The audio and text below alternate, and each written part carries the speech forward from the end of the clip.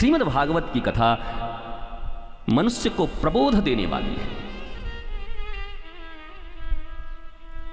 अबुद्धों को बुद्ध बनाने वाली है। जीवन में जितनी भी परेशानियां हैं, शोक हैं, असुर हैं, राक्षस जिन्हें कहते हो, ये सब अबुद्धों को मारते हैं, बुद्ध को कोई नहीं मारता। आपने सुना होगा बचपन में अपने बच्चों को आप कहते हैं अबोध है बेचारा, तुम कौन से प्रबोधवान हो? Why are you saying about your child what you are? तुम कौन हो? उसका तो शरीर भी नहीं बढ़ा, बचपना है, कह दिया अबोध है बेचारा। अब जरा अपने विषय में सोचो, 60-70 साल, 50 साल, 40 साल हो गए तुम्हारे, और आज भी तुम क्षण क्षण में रोते हो। प्रत्येक समय तुम्हारा जीवन बड़ा दुरूह है, तकलीफ में है। कभी किसी के धोखे से रो रहे हो, कभी अभाव से रो रहे हो, कभी किसी के प्रभाव को देखकर रो रहे हो, कभी किसी के स्वभाव को देखकर रो रहे हो, मानो रोना तुम्हारा स्वभाव बन गया हो। और यह है अबुद्धता के कारण।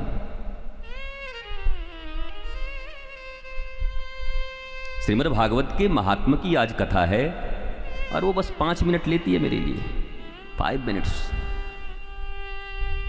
3 to 5 मिनट्स में पूरा महात्मा कह दूंगा मैं। महात्मा का अर्थ यही होता है कि जिस वस्तु को तुम ग्रहण करने वाले हो, लेने वाले हो, खरीदने वाले हो, आप्यायन करने वाले हो, एक्सेप्ट करने वाले हो, क्या उसके महत्व को भी जानते हो? एक आदमी झाड़ू लेने जा रहा हो और एक आदमी हीरा लेने जा रहा हो, वही आदमी दोनों, तो झाड़ू और हीरे की देखभाल कैसे करेगा, रखेगा कैसे?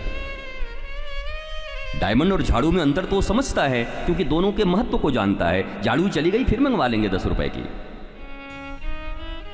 पर ये पेंडेंट चली गई, ये हार चला गया, ये हीरा चला गया, तो पता नहीं फिर 50 वर्षों में कमा पाएंगे कि नहीं कमा पाएंगे। महत्व जानता है, इसलिए उसको सुरक्षित रखता है, उसके लिए प्राण लगा देता है। भारत की वर्तमान पीढ़ी या दुनिया की वर्तमान पीढ़ी हमारे शास्त्रों का महत्व नहीं जानते, ऋषियों का महत्व नहीं जानते, इसलिए पोंगा पंडित की तरह कहते हैं ये सब रिचुअल्स हैं, मेरे कोई इंटरेस्ट नहीं इसमें। Oh mummy leave it, oh papa leave it, oh dad what are you doing old man? Rituals, ये ग्रंथ उनके लिए एक कागज के टुकड़े हैं, दादा दादी के पढ़ने वाले चीज, पंडितों के पढ़ने वाले चीज। अच्छा, पंडित जी के पास ये ग्रंथ है, और ये ग्रंथ है जिसमें होल यूनिवर्स है। द बिग बैंग थ्योरी इसी ग्रंथ से निकला है।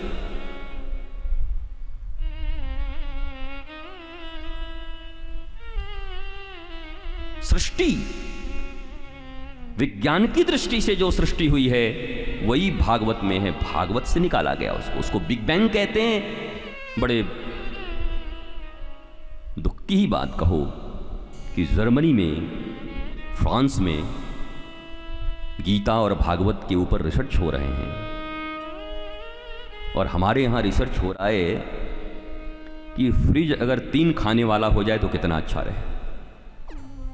एक में सामान रहे, एक में पानी रहे, और ज्यादा गर्मी लगे तो एक में हम भी घुस जाएं। इस पर रिसर्च चल रहा है। भौतिक वस्तुओं के ऊपर रिसर्च जिन लोगों ने किया, आज वो आध्यात्मिकता के ऊपर रिसर्च कर रहे हैं। उस पराकाष्ठा पर पहुंचने के बाद अमेरिका, स्वीडन, जापान, और हमारे सारे रिसर्च, हमारे ही पृथ्वी में, हमारी भूमि पर भागवत का उदय, गीता का उदय, रामचरितमानस का उदय, वेद, वीरांग, वेदांत, उपनिषद, स्मृतियां, ब्राह्मण ग्रंथ, कितने ग्रंथ, पर उन पर कोई रिसर्च, कौन कहे सर्च भी नहीं कर रहा है कोई। रिसर्च तो बाद में होगा। धूल खा रहे हैं पड़े पड़े। एक घर में हम गए थे बहुत पहले, हमने कहा आपके यहाँ भागवत है? बोला हाँ जी हैं। दादी जी रखती तो थी। वो लेके आया लाल कपड़ा में बंधा हुआ, हमारे नाक के सामने ही ऐसे ऐसे ठोक दिया। वो तो अस्थमा होता तो मैं मरी गया था उस दिन। हालांकि जिसने ठोका वही खांसने लगा। क्या हुआ? बोला हमको अस्थमा है। बोले मर जाओगे किसी दिन। 20 वर्षों से उस शास्त्र को किसी ने देखा नहीं। लाल कपड़े में बांधकर और उस पर पुष्प, रोली, मौली पूजन किया। ग्रंथों का पूजन अच्छा है, पर ग्रंथों का पूजन तुम्हारा पठन है, तुम्हारी समझ है। ऋषियों के रिसर्च किए हुए सूत्र इसके भीतर में हैं। उन सूत्रों से तुम्हारे जीवन की सारी समस्याएं मिट सकती। जीवन के जिन जिन समस्याओं के कारण तुम मनो विज्ञान के चिकित्सकों के पास पहुंच रहे हो, ये भागवत का एक श्लोक काफी है तुम्हारी जिंदगी में। तुम्हारी जिंदगी में मुस्कुराहट लाने के लिए, नृत्य लाने के लिए एक श्लोक काफी है। पर तुम इसका महत्व जानते कहां, सुनते कहां? कहां महत्व है श्रीमद् भागवत का आपके जीवन में?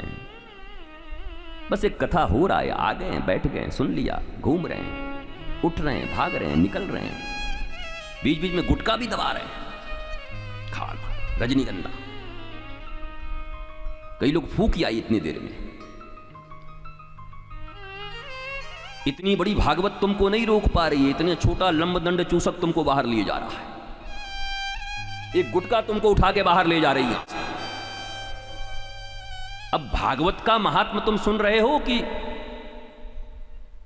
तुम्हारे जीवन में तो कुछ अलग महात्मा चल रहा है। नाम का है कि भागवत का महात्मा चल रहा है।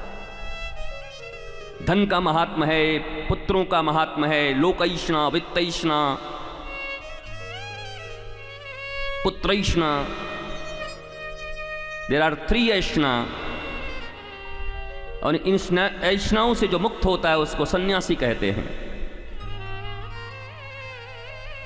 जिसको लोकैष्णा का फिक्र नहीं, जिसको वित्तैष्णा का फिक्र, वित्त की ऐष्णा नहीं, लोक की ऐष्णा नहीं, और जिसको पुत्र पौत्र आदि ये जो संबंध हैं उसकी ऐष्णा नहीं, वास्तव में भागवत के श्रवण का अधिकारी वही है। श्रवण अधिकार भी बड़ा कठिन है। इसलिए ना अब भागवत होती है ना श्रोता सुनते हैं। अब तो 2-3 घंटे बैठते हैं, भगावत होती है। आओ और भागो।